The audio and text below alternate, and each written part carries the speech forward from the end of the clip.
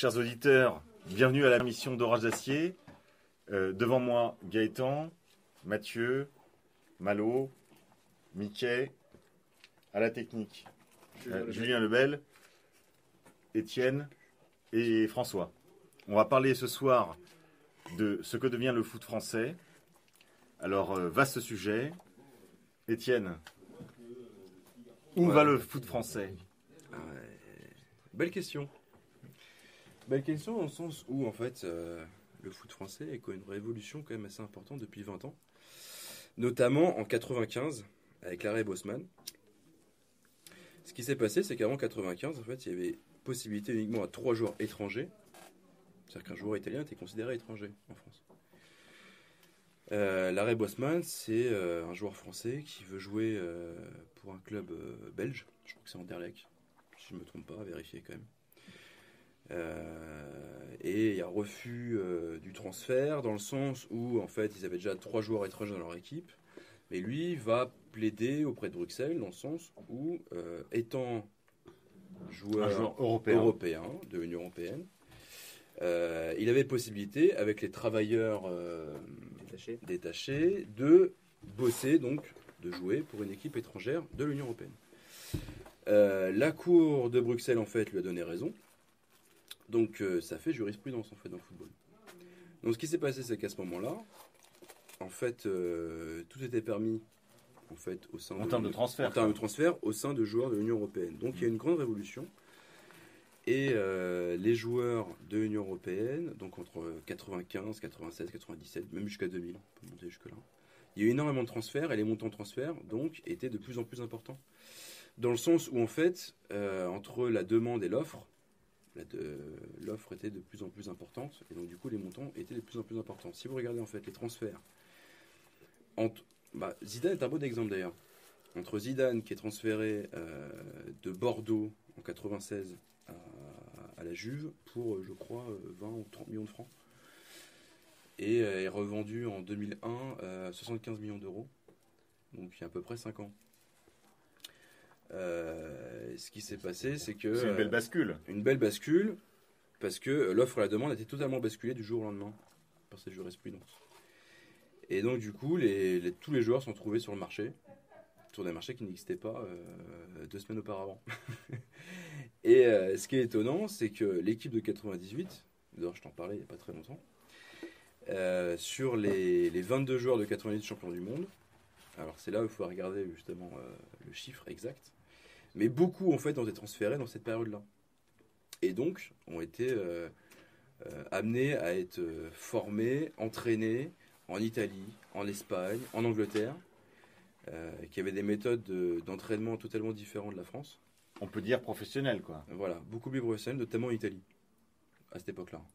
Donc en fait, la victoire de 98 est une victoire de l'arrêt Bosman. La victoire française de 98 à la Coupe du Monde, c'est une victoire de l'arrêt Bosman au sens où les joueurs qui vont intégrer l'équipe de France ont été entraînés dans des clubs capitalistes, pour tout dire, qui ont mis les moyens au bout de leur ambition. Bien sûr. Parce qu'à l'époque, en fait, le championnat prédominant à cette époque-là, c'était l'Italie. Réellement. Zidane, quand il part de Bordeaux, il ne tient pas à 60-70 minutes sur un terrain. Physiquement, il n'était pas bon du tout. C'était un super technicien, comme on connaît. Ça, le niveau technique qu'il avait, sans problème. Il part en Italie, et là, il peut tenir 120 minutes. Parce qu'à cette époque-là, la Juve, notamment la Juve, qui a eu un scandale de dopage, etc., juste après. On a même vu avec Del Piero, qui avait musclé, en fait, en 2 ans, comme c'est pas permis, avec la créatine, etc. Ils avaient des méthodes d'entraînement extrêmement physiques en Italie. D'où, en fait, les équipes italiennes à cette époque-là qui étaient extrêmement performantes. Et donc, du coup, les joueurs français sont retrouvés dans des championnats à la fois techniques et physiques qui n'étaient pas le cas du championnat de France. C'est-à-dire que pendant très longtemps, en fait, l'équipe de France n'avait pas le niveau physique et technique, mais avait un niveau de... En fait, ils jouaient souvent sur le jeu à la française qu'on peut retrouver un petit peu dans le rugby, etc. Un jeu de passe technique. Un jeu d'équipe, quoi. Un jeu d'équipe, voilà. Comme on pourrait retrouver dans l'équipe de France de 82, de 86, où vraiment, avec le carré magique, où là, on avait Platini, Giresse, Tigana, Fernandez. où vraiment il y avait un vrai jeu d'équipe, mais qui n'avait pas de qualité physique et technique supérieure aux autres. Et là, ce qui se trouve à ce moment-là, c'est que nos jeunes Français, donc même Dugarry, Lizarazu, Zidane, Barthez, etc., vont dans des championnats. Etienne, balancez un peu les clubs là. Lizarazu, il est où? Alors Lizarazu, il part à Athletic Bilbao en 96. Et les Et autres? ensuite, alors après, il part au Bayern Munich. Il part en Allemagne. Et il fait toute sa carrière en Allemagne. Et après, il fait toutes ses carrières là-bas. Ouais. Et d'ailleurs, je rebondis sur ce que disait Étienne à l'instant au sujet de Zidane, c'est qu'Étienne, Zidane, il est formé à Cannes, si je ne me trompe pas. Donc c'est pas la Juve en termes de préparation sportive. Tu parlais des jeunes de 98. Les jeunes de 98 qui crèvent l'écran, les vraiment tout jeunes, c'est Trezeguet et Henry. Trezeguet et Henry qui était une paire associée à Monaco jusqu'en 97. 99. Ah oui, non, jusqu'en 99. Ouais, début 99 en gros. Et qui ensuite sont dispersés.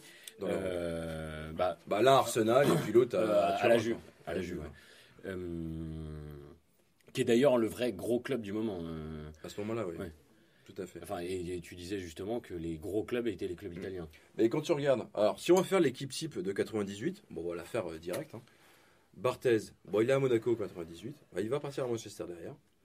T'as Thuram qui est à ce moment-là, non, il est à Monaco à ce moment-là, en 98.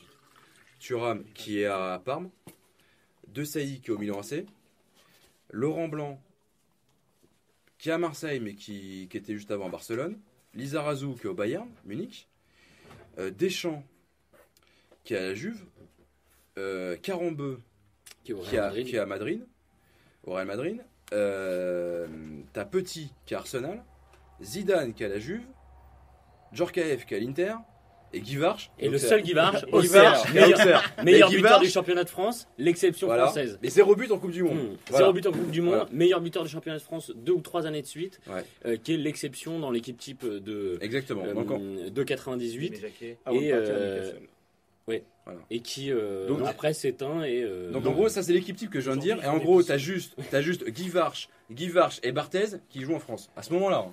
Alors moi qui suis un béotien, si je comprends bien, l'équipe de France de 98 a été formée principalement à l'étranger pour cause a été consolidée à l'étranger. Consolidée à l'étranger pour cause d'une directive européenne mondialiste, pour tout dire. C'est-à-dire que les joueurs ne sont plus enracinés, ils deviennent des mercenaires, on pourrait même dire des gladiateurs. Gaëtan, quel commentaire ça vous évoque? Alors juste, je voulais revenir une seconde sur Lizarazu, qui, comme l'a dit Étienne, est parti à l'Atlético Bilbao. Atlético Bilbao qui est un club basque. Et Lizarazu est un homme basque. Et donc c'est alors, grâce à l'arrêt Bosman, c'est assez marrant, parce que il peut partir dans un pays étranger, mais c'est chez lui. Parce que Lizarazu est un basque français. Et qui va au Pays Basque espagnol à l'Athletic Bilbao. Alors, et il y avait encore cette politique. Et surtout, c'était pendant très longtemps, et ça fait pas beau, enfin je sais pas depuis combien de temps, que l'Atlético Bilbao a changé là-dessus. Il n'achetait et ne faisait jouer que des joueurs basques. C'était un entraîneur basque.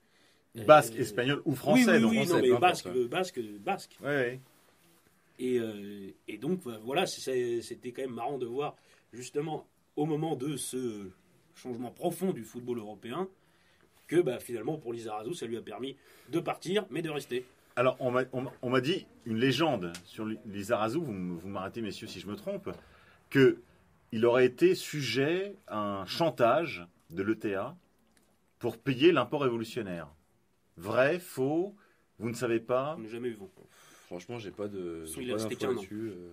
Il est resté qu'un an. Il paraît qu'il serait parti au Bayern par la suite pour esquiver l'import révolutionnaire imposé par l'ETA. J'en ai entendu parler, franchement, ensuite, c'est vrai ou pas. C'est des rumeurs. Peut-être que c'est vrai.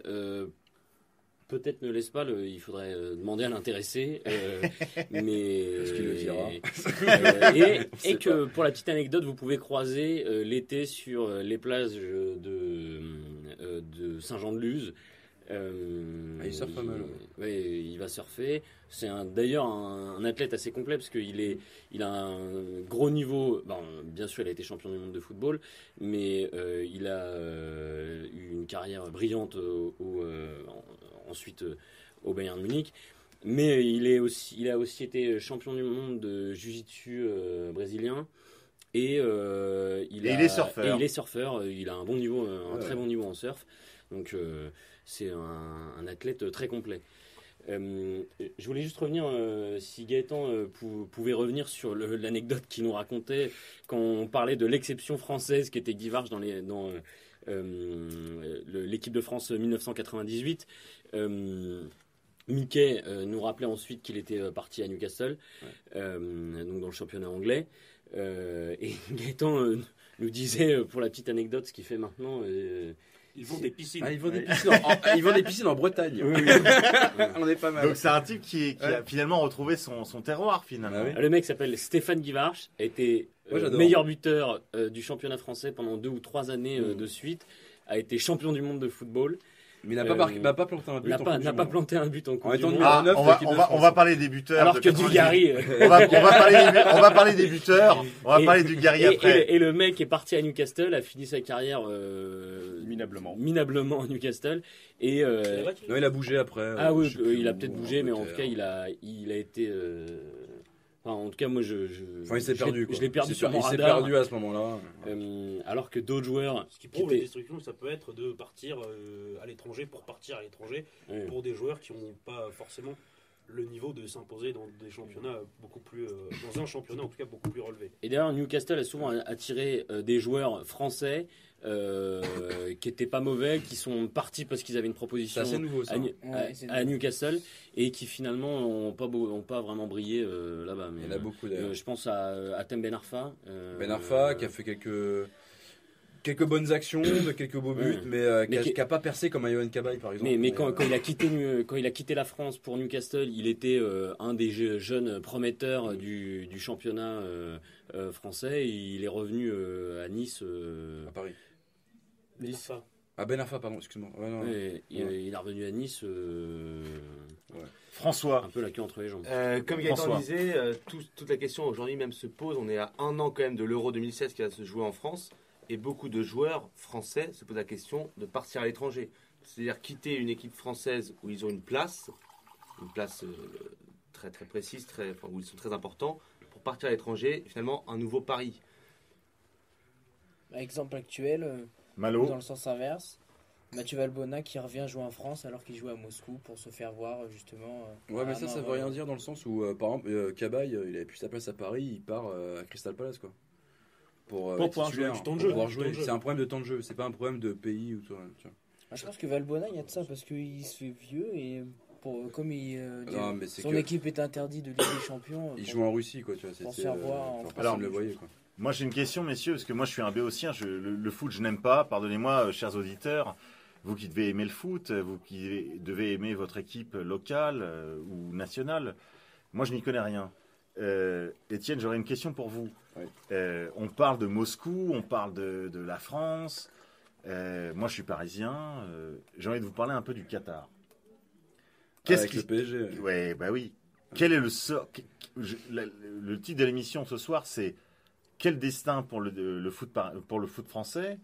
J'ai envie de vous demander quel avenir pour le foot parisien. Alors, il faut revenir dans les fondamentaux dans le sens où qu'est-ce qui s'est passé pour le PSG? Qu'est-ce qui étaient les conditions en fait du rachat du Paris Saint-Germain par les Qataris? Les Qataris se retrouvent à l'Elysée, je crois que c'était en 2008 ou 2009. Avec qui? Avec Sarko et Platini. Sarko comment? Sarko président. D'accord. À l'Elysée, président. Ils se retrouvent tous les trois. Le Qatar qui est intéressé pour avoir la Coupe du Monde 2022. Ouais. Comment faire pour avoir la Coupe du Monde 2022? Pour avoir l'appui de la France et de Platini. À ce moment-là, Sarkozy, qui est quand même un supporter du PSG véridique, il se déclare clairement dans ce sens-là. Et mérite. Ouais. Grand supporter, il aime l'âme du PSG, j'ai envie de croire. Mais ce qui était intéressant, c'était que Sarkozy disait, voilà, en gros, les Qataris, vous avez la voix de Platini, la voix de la France. Si vous rachetez Paris, vous en faites un grand club.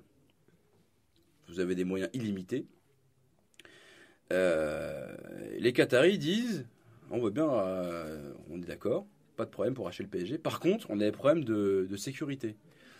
Parce qu'à ce moment-là, il y avait l'affaire, comment il s'appelait, Julien Kemener, qui datait depuis 2 ans.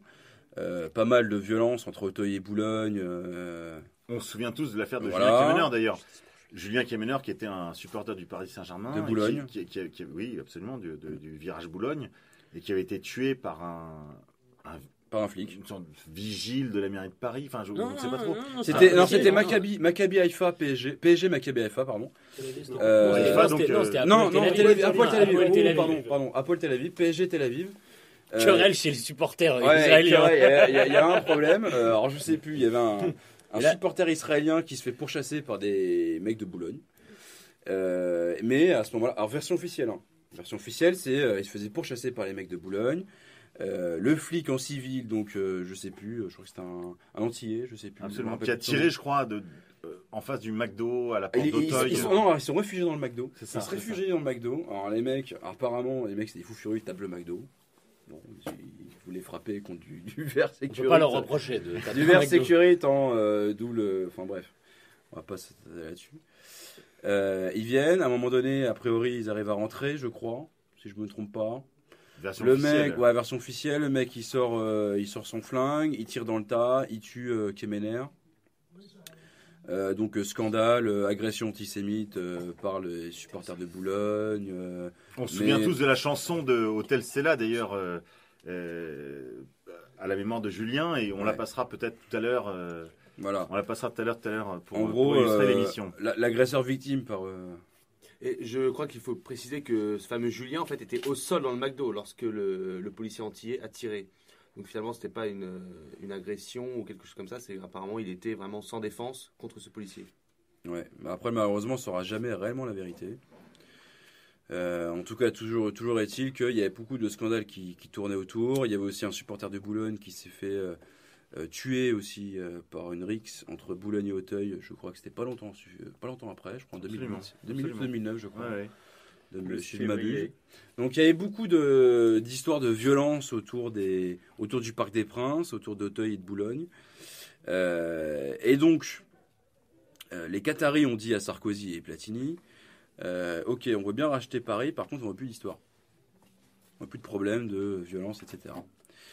À ce moment-là, il y avait le plan Le Prou qui avait été boycotté, qui était chaud à l'époque, je crois que c'était en 2004, 2005, 2006, je crois. Et Francis Graille aussi, à l'époque, était président du PSG, qui avait voulu mettre la main là-dessus. En gros, si vous voulez, c'était de cartographier en fait les supporters de chaque COP. D'avoir en gros des idées, d'avoir leur liste de chaque meneur en gros de Boulogne et d'Auteuil. Et le projet c'était quand même de faire une liste d'IDS, quoi, interdit stade. Oui, voilà, faire un interdit stade en gros un peu à l'anglaise. Et ça c'était pas passé du tout. Il y a eu pas mal d'embrouilles entre les supporters et les la Parisiens direction. Se souviennent que dans Paris, Paris était constellé d'autocollants. Le PSG c'était mieux avant. Moi, je me souviens de ça. Moi qui ne fréquente pas le stade. Hein. Alors moi, j'ai vu ça dans les rues du 16e, du 15e, du 14e. Moi, j'ai vu surtout, en fait, le parc, c'était mieux avant. Oui, c'est ça. Ouais. À partir de 2010. Ça, c'était justement après. Ah, c'était après. Ouais. C'était juste après. Parce que du coup, en fait, les autorités publiques... Parce que vous étiez un petit peu, Étienne, un petit peu impliqué dans toutes ces histoires. Pas, moi, j'étais pas impliqué. Pas personnellement, mais je veux dire, vous étiez... adhérent. J'étais supporter, ouais. Vous étiez supporter. Vous avez connu ces histoires de l'intérieur. Quelques années avant. C'est-à-dire que moi, j'étais à Auteuil et à Boulogne. J'ai fait les 2 COP pendant à peu près 3 ans. Voilà. Moi, j'étais plus dans le délire ultra. J'étais pas dans le délire politique, extrême gauche, extrême droite, tout ce qu'on veut. Ou hooligan, quoi. C'est ultra, quoi. Moi, ça me faisait marrer. J'aimais bien l'ambiance et puis ça me faisait marrer de participer au tifo, grosso modo. Et puis de mettre l'ambiance en fait dans le parc et puis ça envoyait du pâté et on voyait un peu l'hostilité que pouvait représenter le Parc des Princes vis-à-vis des supporters visiteurs et également des joueurs du PSG lorsqu'ils étaient dans une mauvaise passe. Et c'était surtout ça le problème. Qui a dit Fiorez? Non mais réellement c'était ça et on voyait en fait l'implication et c'est là où c'était clairement pendant en fait d'aller au Parc des Princes parce qu'on voyait en fait qu'on participait au match. Quand vous voyez participer au match, dos au terrain. Oui, exactement. Pas tout le match, mais en grande partie. Ouais, tout à fait. Et il faut expliquer pour nos auditeurs qui ne sont pas ultra ou ligan, dos au match, c'est-à-dire avec les équipes qui battent les tambours, qui font partir les fusées, qui ont programmé les tifos. Oui, parce qu'il y a deux matchs deux matchs dans un match. Il y a le match qui se passe sur le terrain et pour lequel ceux qui ne sont pas dans les virages viennent. Et puis il y a le match dans les tribunes. Dans les tribunes qui se passe souvent dans les virages. Et particulièrement au Parc des Princes, mais il y a d'autres stades, on parlait... Là, ça peut être la brigade sud de Nice, ou ça peut, peut être les Bad Guns de Lyon, ça peut être les Winners de Marseille. Dédicace aux Bad Guns de Lyon, et à nos camarades de Nice aussi. Ça n'est pas le problème, en fait, c'est pas le problème des villes ou quoi, c'est le problème du délire ultra dans le sens où voilà. Faut pas oublier les Stéphanois, on veut pas. Ouais non mais les Stéphanois et les Lensois, attention. Et les Lensois non mais il y en a beaucoup, on va pas tous les citer. Là n'est pas le sujet. Mais ce qui était intéressant, c'est qu'à Paris en fait, il y avait toute une culture en fait de l'ultra. Peu importe ses origines politiques, ethniques, etc. Et ce qui était impressionnant et moi ce que j'adorais au Parc des Princes. Surtout qu'à l'époque j'étais vraiment absolument pas poétique. Ce qui était génial, c'est que vous soyez en fait d'extrême gauche, d'extrême droite, de gauche, juifs, musulmans, noirs, apolitiques, ce que vous vouliez, vous étiez au Parc des Princes et tout le monde criait allez Paris. Et ça c'était magique parce qu'en fait c'était Paris quoi. Parce que Paris c'est magique. Non mais surtout c'était en gros le peuple de Paris qui était représenté dans ces gradins. Et c'était génial. Parce que même quand on était à Boulogne, il y avait toujours des frictions avec Auteuil ou même avec la tribune Paris et la tribune présidentielle. Après, la tribune présidentielle se faisait toujours siffler au début du match. Ça a signalé. Pourquoi? Mais par tout le monde d'ailleurs. Tribune Paris, Auteuil et Boulogne, peu importe. Et les joueurs. et les joueurs, moi je ne savais pas trop les joueurs. Mais c'était intéressant parce que vous avez vraiment le peuple de Paris dans toute sa diversité politique, ethnique, etc. qui était dans les gradins. Et dans un stade qui était quand même assez particulier de manière architecturalement parlant, ça se dit, dans le sens où en fait vous avez une structure béton, en fait qui recouvre l'ensemble de l'enceinte du Parc des Princes. Et donc du coup en fait vous avez le son qui tourne, qui bouge, ça fait vraiment cuvette et ça peut vous donner en fait une ambiance extraordinaire. Alors moi pour la petite anecdote, le premier match que j'ai vu au Parc des Princes, véridique, le premier match que j'ai vu au Parc des Princes c'était PSG chez Bucarest. En 97, tour préliminaire de Ligue des Champions. Et en gros, pour la faire court, Paris devait gagner par 4 buts d'écart pour être champion, et personne n'y croyait. Mais ça s'est fait, Paris a gagné 5-0, et vous aviez en gros une ambiance extraordinaire au Parc des Princes, parce que voilà, l'ambiance, les joueurs, il y avait une osmose qui était retrouvée 2-3 ans auparavant contre le Real Madrid, quand on gagne 4-1, et il fallait gagner par 3 buts d'écart. Donc voilà, c'était toujours, vous avez vraiment... la symbiose entre le public et les joueurs, et un terrain, et les joueurs. Bon, moi, j'ai une question. Et qui stimulait, c'est important parce que ça stimulait les joueurs, mais également ça les terrorisait. C'est-à-dire qu'il y avait quand le PSG en fait était à cette époque-là dans une bonne dynamique, ça les boostait, mais à un niveau... Enfin, les mecs étaient à 200%. Par contre, quand les mecs étaient sur une mauvaise pente, quand ils étaient à 2-3 défaites d'affilée, là par contre c'était chaud, l'ambiance était hostile, et là les joueurs étaient tétanisés, et étaient de pire en pire. Et alors, ça c'est intéressant. Merci Étienne. Moi, avant la pause musicale, j'aurais une question. C'est qu'est-ce qui fait bouger le joueur sur le terrain, dans les tribunes? Voilà, c'est cette relation entre tribunes, et je ne parle pas des coop seulement, c'est... Qu'est-ce qui crée le dialogue entre la tribune et le terrain? Mathieu. Il y a une période où les clubs de foot d'une ville représentaient aussi bien sur le terrain que dans les tribunes, les gens du coin. Mais c'est un peu le cas encore d'un club comme le Barça, par exemple. Aujourd'hui, le club de Barça, c'est Barcelone, c'est 70-80% de joueurs. De moins en moins. Non, alors le Barça, si on voit le Barça des tribunes, c'est une construction très particulière parce que les supporters adhérents d'associations au club, au FC Barcelone, sont en fait actionnaires. Les sociaux. Du FC Barcelone, c'est ce qu'on appelle, comme le disait Gaëtan, là, les sociaux. Comme dans tous les clubs espagnols. Oui, mais ce qui fait que ça donne un... c'est différent de ce qui se passe en France. Mais vous prenez un club comme Sedan qui a, pendant de 2000 à 2010, a plusieurs fois et longtemps tenu un rang important dans le football français, dans la D1 puis la Ligue 1. Notamment les Coupes de France. Ouais, Sedan, c'est une ville de... je sais plus, c'est... alors, s'il y a des Sedanais qui nous écoutent, je ne veux pas être insultant, mais il me semble que c'est une ville de moins de 20 000 habitants. Mais c'est tout à leur honneur, d'ailleurs. Non, mais tout à leur honneur. Non, mais si par hasard, c'était plus que 20 000 habitants, je voudrais pas qu'ils s'en sentent insultés.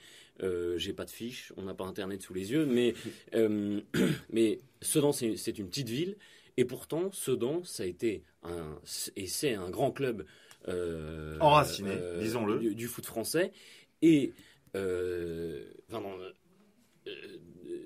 si on regardait les tribunes à Sedan, c'est les mecs de la région, comme c'est le cas pour le RC Lens. Étienne parlait tout à l'heure de Lens. Lens, c'est s'il devait y avoir deux exemples du foot local, en tout cas d'un point de vue des tribunes en France, c'est Lens et Saint-Étienne. Et ensuite, deux exemples de clubs qui ont tenu des rôles importants dans le championnat français. C'est Sedan, Guingamp et Auxerre, qui sont des petites villes et qui pourtant avaient une âme.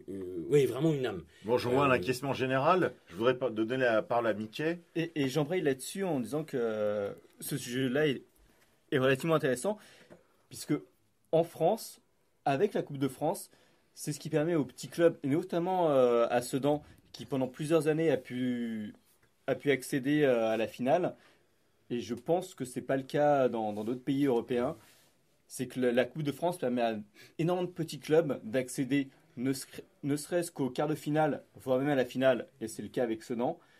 Et ça, moi je trouve que c'est ce qui est beau dans le championnat français, c'est que dans cette coupe-là, on a des petits clubs qui peuvent éliminer de grandes équipes, avec plus ou moins de brio. Et ça, je trouve ça beau et j'ai pas l'impression que ça se répercute à l'étranger. Alors, avant de donner la parole à nos autres intervenants, on va faire une pause musicale. On va écouter Kick Superbe.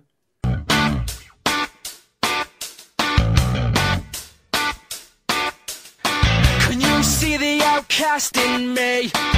Not living reality. No difference in the air we breathe. Just a rage lying underneath. Wanna live on the other side. Skip the crowd, you cannot rely. Get the buzz being in the front line. Gotta take this outside. So go and quit the ordinary. Stand up and be what the others envy. Step out of your concrete cell. Wanna be me. Quit the ordinary day.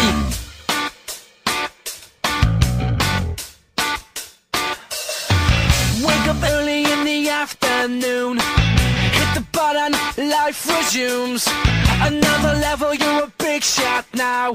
That's your idea of a good day out. Wanna live on the other side.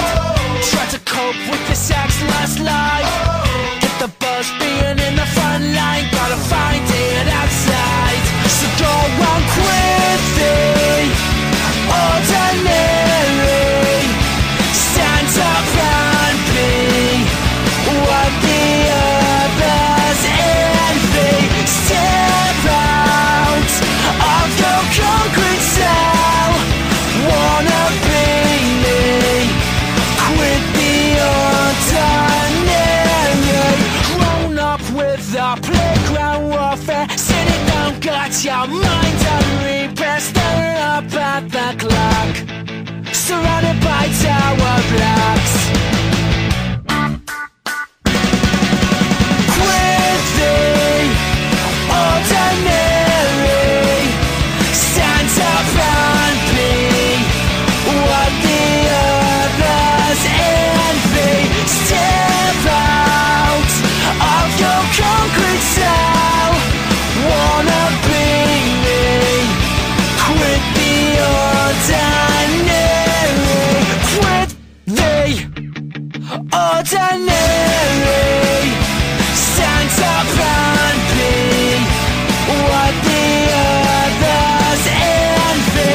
Step out of your concrete cell. Wanna be me, quit the ordinary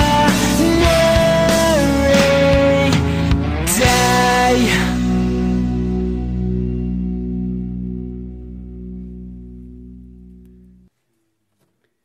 François? Alors, Mickey parlait tout à l'heure de la Coupe de France avec ces petits clubs qui arrivaient à faire des parcours assez exceptionnels. Je pense à Quevilly, puisque je suis normand. C'est un club qui ces dernières années, a fait quelque chose d'assez exceptionnel. Et il faut voir aussi que les grands clubs, Marseille, Lyon, Aulas, le président Aulas par exemple, ou même le PSG, font un lobbying intense auprès des instances du foot français pour que cette coupe disparaisse. Pour une raison très simple, c'est une question de calendrier. C'est-à-dire qu'on ne peut pas jouer la Coupe des clubs, la Coupe de la Ligue. La Ligue des Champions, la Ligue 1, etc. Coupe de France, et la Coupe de France en plus. Et la Coupe de France. C'est-à-dire que finalement, voilà, le problème c'est ça. C'est une question de calendrier. Et ça joue trop, quoi. Et en fait, les objectifs de rentabilité, concrètement, ne sont pas sur la Coupe de France, sont sur la Ligue des Champions, qui rapporte énormément d'argent. Et sur le championnat. Et tout cela nous pose la question du foot business, en fait. Bon, tu parlais tout à l'heure du Qatar. Alors, le Qatar, aujourd'hui, je vais laisser les autres intervenants en parler, mais le Qatar, qu'est-ce que c'est? Est-ce que c'est le foot business, finalement? C'est la question que je pose ce soir, messieurs. Où va le foot français? Où va le foot français? Est-ce qu'on est dans un foot business délibéré, je veux dire définitif, ou est-ce qu'il y a encore dans la fédération du foot français place pour des clubs qui forment des jeunes? Moi, je vais vous dire les choses très clairement. Moi, je suis parisien. Je veux voir des joueurs d'Île-de-France qui ressemblent à des Franciliens, c'est-à-dire qui ressemblent à des Français, qui jouent à Paris, à Nanterre, à Auxerre, à machin. Enfin, voilà. Moi, ce que je veux, c'est des Français qui jouent dans les clubs français et qui s'affrontent entre eux. Moi, ça ne m'intéresse pas. Et je suis un béotien. Je l'ai déjà dit au début de l'émission. Je ne veux pas soutenir un club avec des mercenaires africains, asiatiques ou je ne sais quoi. Vous voyez, c'est très simple. Paris, c'est magique. Moi, ça me parlera le jour où les joueurs parisiens me ressembleront.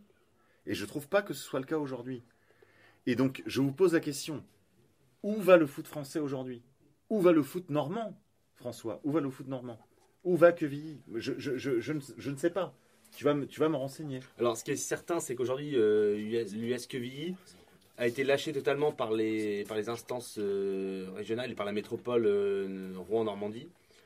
Mais pour élever le débat, si je puis dire, c'est qu'on parle toujours du foot business. Mais est-ce qu'on a vu ce qui se passait dans le rugby et dans le handball? Dans le handball, aujourd'hui, il faut voir que cette dernière Coupe du Monde qui a eu lieu au Qatar, malheureusement ou de façon coïncidence heureuse, il y a eu une équipe de handball du Qatar qui était en fait formée par des joueurs qui se sont fait nationaliser quelques semaines avant. Alors, est-ce que c'est normal? Alors, peut-être que les autres intervenants ont une approche autre du foot business. Moi, ce que je pourrais dire, c'est que le foot, finalement, les équipes nationales restent quand même composées de gens globalement français. Non, c'est Non, mais- faux. non, François, non. Non, Non, non, mais en fait, ils je les pense achètent. non, mais ce que veut dire François, c'est que dans le foot, les mecs qui composent les équipes nationales ont des papiers français et ne les ont pas juste avant une échéance sportive. Il y a le cas de la double nationalité où beaucoup de joueurs ont eu et auront encore à choisir entre différents pays. C'était le cas de Trezeguet, le cas de Benzema, de Higuaín, de Zidane, qui ont choisi entre leurs deux nationalités, et en fait là c'est un autre problème, c'est le problème de la double nationalité. Mais dans le handball et aussi dans le rugby, C'est pire. moi qui suis un amateur de rugby, en fait c'est pire parce que là, les fédérations nationales vont faire leurs courses chez les joueurs, parce que par exemple dans l'hémisphère sud au rugby, ça a été le cas en Nouvelle-Zélande, il n'est pas possible de jouer dans l'équipe nationale si vous jouez dans un championnat autre que le championnat néo-zélandais au rugby. Et donc les joueurs qui, pour des raisons d'argent, le plus souvent allaient jouer dans des championnats européens ou dans des clubs européens, se voyaient refuser, quel que soit leur niveau, la sélection en équipe nationale. Et donc ça a ouvert la porte en fait à la pêche pour les équipes européennes chez ces joueurs qui étaient mis à la porte de leur sélection nationale. Encore une fois, moi je suis un béotien. Moi j'ai du mal à comprendre comment on peut soutenir une équipe, qu'elle soit de football, de handball ou de rugby, si le recrutement, la formation n'est pas locale. Je veux dire, moi je suis francilien, j'ai envie que les joueurs qui ont été sélectionnés soient nanterrois, parisiens, de Villejuif, du Kremlin. Je parle même pas de race là, encore que ça me dérange un peu, je dois le dire. Parce que si il s'agit de recruter des Bicétrois ou des Kremlinois ou des Villiérois tout juste débarqués de l'avion, moi ça me pose un problème. Moi ce qui me dérange, c'est ce que disait un peu Céline dans ses romans, si vous voulez. C'est de voir les Bretons, les Auvergnats remplacer les Parisiens. Voilà. Moi encore une fois, je suis un béotien. J'aimerais savoir comment est-ce qu'on peut s'impliquer dans une équipe qui ne vous ressemble pas, qui ne vous ressemble pas tout à fait. Et j'aimerais entendre un petit peu nos plus jeunes commentateurs, Gaëtan, Malo ou Pierre-Louis, sur ce sujet. Gaëtan. Mathieu me rappelait une petite anecdote qui vient d'arriver, qui est toute fraîche.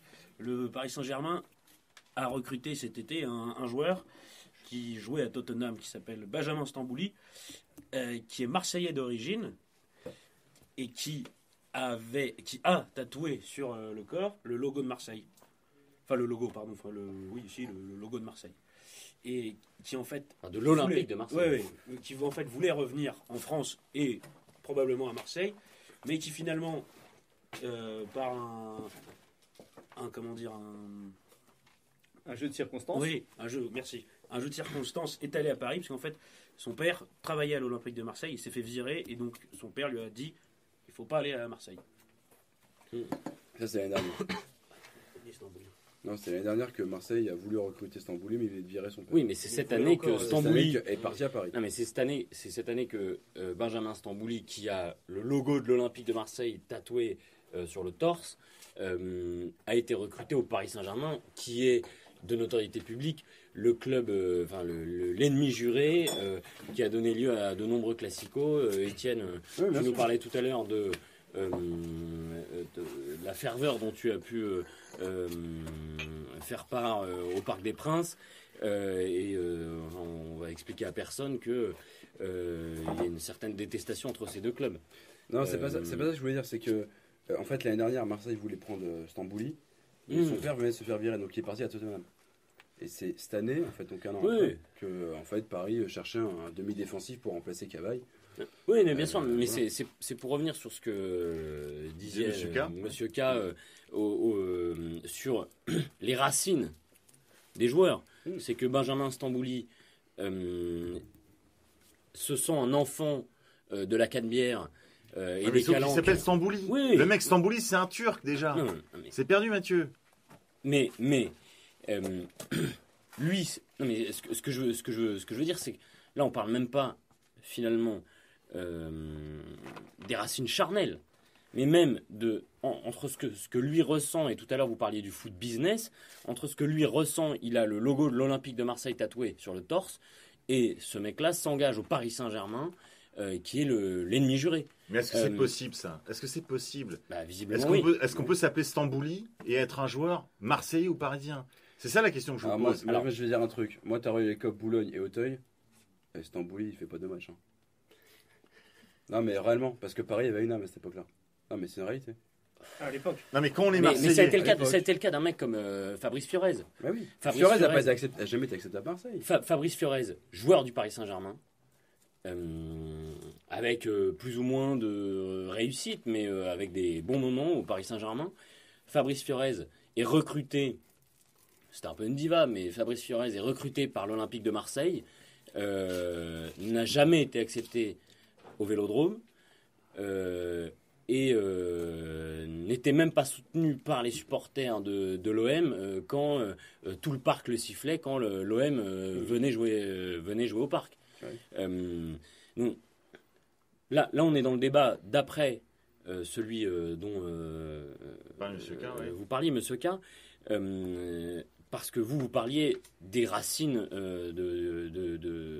charnelles des joueurs. Des mecs conformes. Oui, des mecs conformes. Moi, on m'a parlé du Barça, on m'a parlé de clubs qui forment des mecs en Italie, en Allemagne. Non, il n'y a que le Barça réellement aujourd'hui. Non, le FC Nantes a longtemps formé des joueurs, mais Auxerre a formé des joueurs, mais en fait, c'est des joueurs qui ne venaient ni de Auxerre ni de Nantes. Non, mais moi, ça m'intéresse pas, ça. Oui. Je vous dis tout de suite, Mathieu, moi, ça m'intéresse pas. Ça m'intéresse pas. Moi, former des joueurs venus du Mali pour jouer dans le foot français, ça ne m'intéresse pas. Moi, ce que je veux, je me reconnaîtrai dans le football français. Je ne m'intéresserai au football que le jour où les joueurs me ressembleront. Je vais donner la parole un peu à Mickey, puis ensuite à Malo. D'ailleurs, en parlant de joueurs non acceptés entre Paris et Marseille, on peut se souvenir de l'exemple de Florian Maurice.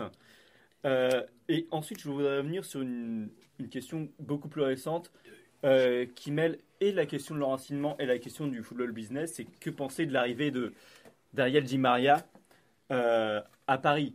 Ariel Di Maria qui n'a quand même rien à voir avec l'enracinement et qui a quand même tout à voir avec le football business. Donc, qu'en est-il de l'arrivée d'Ariel Di Maria à Paris? Question que je pose à Étienne. Oui. Que penser de l'arrivée d'Ariel Di Maria à Paris? Ariel Di Maria, c'est juste la suite logique des Qataris au PSG, quoi.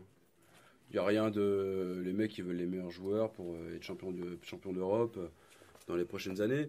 Comme je disais tout à l'heure, le problème, c'est que le jour où les Qataris partiront, le problème, c'est que derrière, il n'y aura plus rien. Voilà, c'est tout. Ils ont détruit l'âme du club. Le souci réel, c'est que à l'époque où il y avait PSG Marseille, il y avait vraiment Paris qui descendait à Marseille, vraiment Marseille qui montait à Paris. C'est encore le cas pour Marseille parce qu'ils ont encore un vrai stade. Le stade Vélodrome. Le stade Vélodrome. Moi, je me rappelle avoir vu DU. Je me rappelle, pour une anecdote, j'étais au stade au Stade de France pour la finale. Je crois que c'était PSG Châteauroux en finale de Coupe de France 2004. Et DU avait annoncé, ou ça avait été annoncé quelques jours auparavant, qu'il partait à l'OM la saison suivante. DU, qui était le capitaine de l'équipe, s'est fait siffler tout le match. On a gagné la Coupe de France. DU a sauvé la coupe, mais il s'est quand même fait siffler. Mais c'est-à-dire que, en fait, voilà, ce qui se passe dans le football français, il faut bien, pour résumer réellement, en fait, vous avez d'abord, au niveau du terrain, les joueurs ne sont plus forcément français ou du terroir, par l'arrêt Bosman, etc., comme on l'a bien expliqué tout à l'heure. Et puis maintenant, la deuxième étape, c'est justement de supprimer les COP. Donc, ce qui se passe aujourd'hui à Paris, ce qui se passe depuis 2010 à Paris, en fait, ça va arriver à Saint-Etienne, ça va arriver à Marseille, ça va arriver à Lens, ça va arriver partout. Pour le problème, le souci de Marseille aujourd'hui, et ça va être beaucoup plus compliqué à gérer pour avoir un prochain investisseur, dans le sens où, en fait, pour les 40 000 abonnés des tribunes, en fait, les billets sont vendus par le club aux tribunes et aux dirigeants des clubs de supporters qui revendent derrière aux supporters. Et ça s'était mis en place par tapis. Et donc du coup, Dreyfus n'a jamais réussi à se défaire de ce problème-là. Margareta Dreyfus et Labrune n'arriveront pas, sûrement pas, mais ils y arriveront un jour. Et le jour où ils arriveront, ils vont dans le club. Et ça, alors ça c'est clair que les Marseillais, attendez-vous, le jour où c'est plus votre président de club de supporters qui vous vend les places, mais un actionnaire étranger ou français, peu importe, qui vous le vendront, bah, il vous arrivera ce qui arrivait à Paris. Alors préparez-vous à douiller. À douiller une certaine hécatombe et à perdre l'âme du Vélodrome. Bon, que je respecte d'ailleurs. Pour la bagarre. En grande partie, mais faut respecter son adversaire quand même. Bien sûr. C'est important. Bon, ce sera BetClick le patron. On va écouter Malo un petit peu. Et ensuite, on donnera la parole à François. Alors, sur la question que vous vouliez soulever, oui, sur le Qatar par exemple. Bah alors oui, aujourd'hui, c'est sûr que les clubs perdent leur âme. Mais pour gagner, de nos jours, il faut avoir de l'argent. On peut le voir notamment parce que maintenant même le dernier club d'Angleterre gagne plus que le PSG en droit TV. Du coup, c'est obligé. Il faut avoir des investisseurs, il faut avoir de l'argent pour acheter des gros joueurs. Sinon, ils gagneront jamais la Ligue des Champions. On n'est plus dans l'ancien temps où Porto a gagné en 2002, où des petits clubs pouvaient gagner la Ligue des Champions. François. Monsieur K, tout à l'heure, vous parliez des joueurs enracinés, ou des joueurs plutôt gyrovagues, disons. Il faut aussi voir qu'il y a plusieurs stratégies dans un club. Il y a des clubs formateurs, par exemple le club du Havre, qui a toujours formé des joueurs pour les vendre. Je suis nul en foot, le plus ancien club de France. Je suis nul en foot. C'est vrai que c'est plus. Je suis nul en foot, François. Je suis nul en foot, mais j'ai bien compris qu'il y avait des clubs qui avaient des stratégies capitalistes de formation des mecs, parce qu'il faut les vendre. Alors François, je vous écoute. Ça m'intéresse. Et donc, précisément, les clubs formateurs, je prends l'exemple du Havre, doivent vendre à des clubs forcément qui sont plus riches, notamment le PSG, pour prendre un exemple, ou Marseille avec Steve Mandanda, les clubs anglais. Voilà, ou les clubs anglais. Ou même Pogba, qui est en fait un joueur qui vient du Havre, si je ne me trompe pas, qui a été vendu à la Juventus de Turin. Sinama Pongo, le Talek, Mandanda, tout ça, on peut aller loin. Après, il y a Lyon aussi qui a fait. Bon, on laisse terminer François. S'il vous plaît, on laisse terminer François. S'il vous plaît, on laisse terminer François. Et aussi pour dire sur les joueurs du terroir, il faut aussi voir qu'il y a certaines stratégies purement sur le terrain qui fait qu'il y a, disons que ces dernières années, les joueurs africains étaient privilégiés parce qu'ils étaient forts. Ils étaient physiques. Non mais attendez messieurs, stop. Je vous arrête tous. On va parler franchement. Ils étaient physiques. Des entraîneurs, je crois, de l'équipe de France, si je ne me trompe pas, ont parlé et ils ont été sanctionnés. Willy Sagnol. Pour avoir parlé. Entraîneur de Bordeaux. Mais ça à la fois, s'il vous plaît, Mathieu, s'il vous plaît. Willy Sagnol, entraîneur de Bordeaux, a été sanctionné justement parce qu'il disait ce que François vient de dire et que en effet, les joueurs africains sont quoi? Sont physiques. Non mais en effet, depuis une dizaine d'années, le message qui était passé par les sélectionneurs et pour les sélectionneurs dans les équipes à la fois les clubs et à la fois les équipes nationales, c'est que il fallait privilégier les joueurs dits athlétiques, physiques et moins techniques, comme peut l'être un Valbuena, un joueur technique moins physique, et privilégier les grands athlètes. Et aujourd'hui, certains sélectionneurs et certains clubs reviennent de cela. Ça a été dénoncé, comme on disait, donc, par Willy Sagnol, entre autres. Mais il me semble pas seulement, par des journalistes, par des critiques aussi. Oui, mais c'est une pratique qui ne se perd pas, mais en tout cas qui est en train de petit à petit changer. Mais c'est une pratique qui a eu cours pendant longtemps et qui a pénalisé énormément de joueurs locaux parce qu'ils n'entraient pas dans les critères des recruteurs, ceux qui vont faire le tour des clubs amateurs pour repérer les talents. Au Mali ou en Côte d'Ivoire aussi. Non, mais même ceux qui font les tours des clubs amateurs en France. À Nantes. Pour recruter de très jeunes joueurs et les faire rentrer en sport-études foot dans les clubs de formation. parce que ces gars-là, ceux qui avaient des gueules et ceux qui avaient des physiques de joueurs qui étaient des vrais joueurs du terroir ne rentraient plus dans les sélections. Et les seuls de ces clubs-là qui rentraient dans les critères étaient finalement et dans les critères, mais qui venaient de clubs de terroir français, étaient des joueurs issus des vagues migratoires. Mickey. Ensuite, moi je pense que ça c'était une question de mode.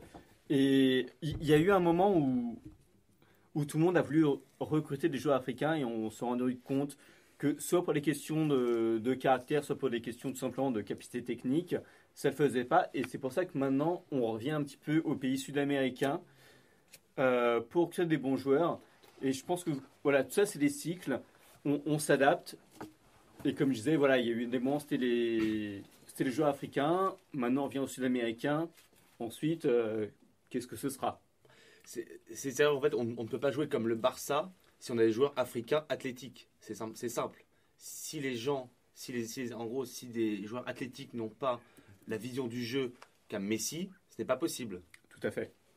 Gaëtan. Juste pour justement voir,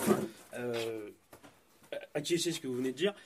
Le Barça, comme tu dis, ne joue pas un jeu très athlétique comme on l'a joué en France les 10 dernières années, mais ça provient pas forcément d'un choix d'un club, mais d'un choix d'une fédération. Politique. Non, Et disons-le, non, franchement, non, Gaëtan, mais moi, un choix politique. Je vais d'abord à la fédération, aux techniques. Ouais. Ça a été une décision de la DTN française de privilégier ces joueurs-là. Alors qu'en Espagne, au-delà du Barça, tous les autres clubs ont. Donc le Real, Oui, on parle du même Real. des petits clubs, c'est un choix technique de la fédération espagnole de foot qui s'impose. Que nous, pendant 10 ans, on faisait le travail et on privilégiait les joueurs athlétiques. Eux ont fait le chemin inverse. Et pendant longtemps, d'ailleurs, les autres championnats et nombre de championnats se sont moqués d'eux parce qu'ils disaient on a fait le mauvais choix. Et résultat des courses, vous avez fait le mauvais choix. Résultat des courses, l'Espagne championne d'Europe 2008, championne du monde 2010, championne d'Europe 2012 Et gagne des Ligues des Champions, tout simplement. Et la Ligue Europa, Attendez, s'il vous plaît, messieurs, on va entendre l'avis de notre hooligan ultra spécialiste, Étienne. Étienne, non. Alors, bien non, ta mais gueule. c'est extrêmement intéressant ce que vient de dire Gaëtan et je rebondirai là-dessus. C'est extrêmement bien. Parce que, en fait, ça revient à ce qu'on disait à la base. C'est-à-dire qu'en 98, quand on disait qu'on a fait le tour de l'équipe, quand on disait le mec joue en Allemagne, en Espagne, en Italie, etc. En fait, on nous a fait croire qu'en fait, c'est parce que c'était une équipe black, blanc, beurre. Et on pourra revenir justement sur tous les articles qu'il y avait, parce que ouais, on a gagné parce qu'il y avait des blagues, parce qu'il y avait des beurres, parce qu'il y avait machin, etc. Ce qui était totalement faux. En fait, si vous voulez, à ce moment-là, en fait, on a gagné parce qu'on avait la tactique du championnat italien, on avait le physique du championnat allemand et anglais, et on avait la technique du championnat espagnol, tout simplement. Et donc, Pourquoi À cause de Larry Bosman, Arrête de les Larry mecs Bosman, mais- se sont fait entraîner chez eux. Oui, non, mais ce qu'on a expliqué tout à l'heure. D'accord. Exactement. Parce qu'ils avaient les systèmes d'entraînement de ces pays-là qui ont chacun leur vision du foot, etc. Ce qui est génial dans le football, d'ailleurs, pour en revenir en aparté, ce qui est génial dans le foot, c'est que c'est un sport universel, et c'est le seul sport universel où, en fait, Où chaque chacun pays, fait à sa sauce. où un chaque peu. pays, en fait, fait à sa sauce, a des méthodes d'entraînement totalement différentes, et voit le jeu plus de manière physique, technique ou tactique, peu importe le Plus pays. en défense, plus en attaque. En gros, si vous voulez, voilà, l'équipe de France de 90, c'était la défense tactique de l'Italie, la technique espagnole et le physique anglais avec les milieux défensifs, Deschamps, Petit, Vieira, etc. Peu importe. Mais on nous a fait croire que c'était parce que l'équipe était black blanc beurre, ce qui est totalement faux. Et donc du coup, on nous a dit, on avait le physique des joueurs d'origine africaine, la technique des joueurs maghrébins, et donc du coup, toutes les structures politiques, enfin pas politiques, mais toutes les structures d'entraînement et de vision, de détection des joueurs étaient focalisées là-dessus. C'est-à-dire qu'on allait voir, on voulait prendre des joueurs physiques, on va prendre des blacks, on va voir des joueurs techniques, on va prendre des arabes, on va prendre des joueurs qui sont ni l'un ni l'autre, ça va être des blancs, mais il y en a très peu. D'ailleurs, c'est intéressant parce que des mecs comme Valbuena et Ribéry n'ont pas fait de centre de formation. À part Ribéry qui a fait le centre de formation de Lille, mais qui s'est fait virer et qui a joué après en national, qui a été amateur. Valbuena, c'est le même principe, etc. Parce qu'ils n'avaient pas le physique. Un mec comme Valbuena, il fait 1m65, il n'a pas les critères physiques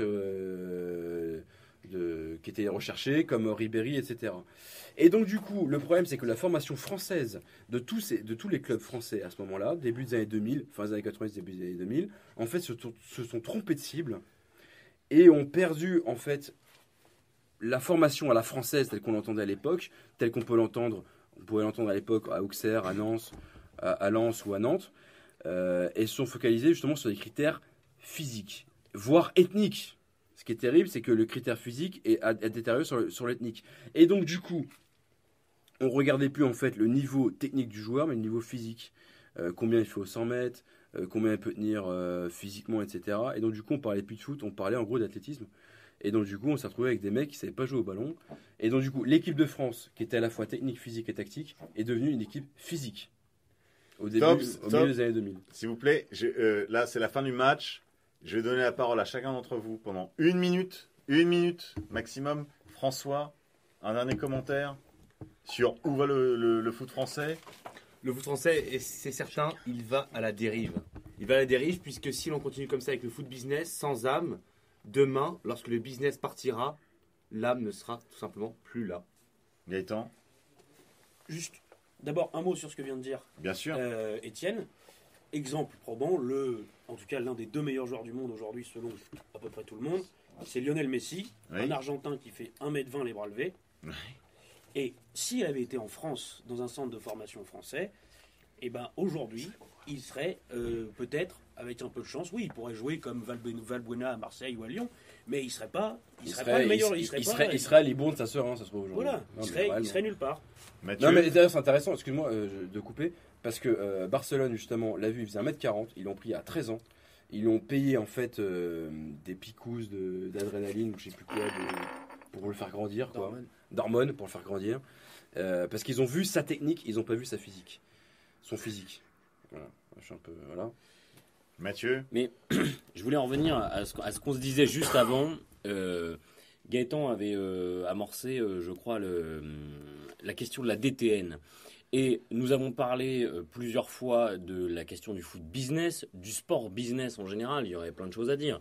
Mais, on va y revenir, on fera une deuxième émission. oui, mais dans le sport business, il y a le foot business qui a été un des moteurs.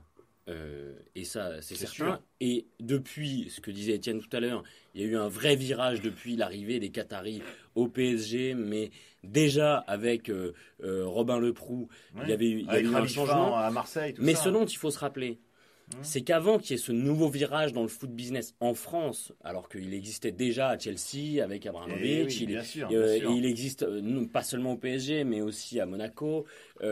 Et Olas avait, à sa manière, déjà bouleversé Peut-être même tapis à Marseille, on verra, on oui, en parlera. non, mais Olas avait bouleversé dans les années 2000 la physionomie du football français.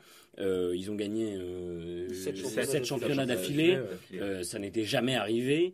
Lyon qui n'avait jamais été un club transcendant. C'était un bon club. Présent son quart de Mais, finale de Ligue des Champions tous les ans. Ça n'avait jamais été un club transcendant. Mais aujourd'hui, le club qui domine le championnat français, c'est le Paris Saint-Germain, qui est un club finalement assez jeune, qui a été créé, je crois, en 71, 70, qui a été 2 ans en Ligue 2, enfin en deuxième division, et qui ensuite n'a jamais quitté la première division, mais qui est un club qui a une âme particulière. Mais ce que je voulais rappeler, c'est que le football business n'a pas été initié uniquement par les Qataris. Ils ont bien sûr grandement participé à cela, mais le football business a été aussi amorcé par la DTN, la Direction Technique Nationale du Foot de la Fédération Française de Football, qui est à la fois politique et business. C'est ces mecs-là qui décident du type de joueur qui sera recruté, ces mecs-là qui décident des clubs et des moyens. Et quand on voit le niveau de corruption dans la Fédération Française de Football, le peu de démocratie qu'il y a, malgré le fait que ce soit normalement des élections pour élire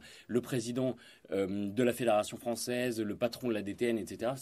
C'est ces mecs-là qui appliquent depuis longtemps les méthodes du capitalisme sauvage dans le football français. Mathieu, merci. Malo, Et moi, je dirais que pour moi, pour gagner avec des champions de nos jours, il faut avoir de l'argent.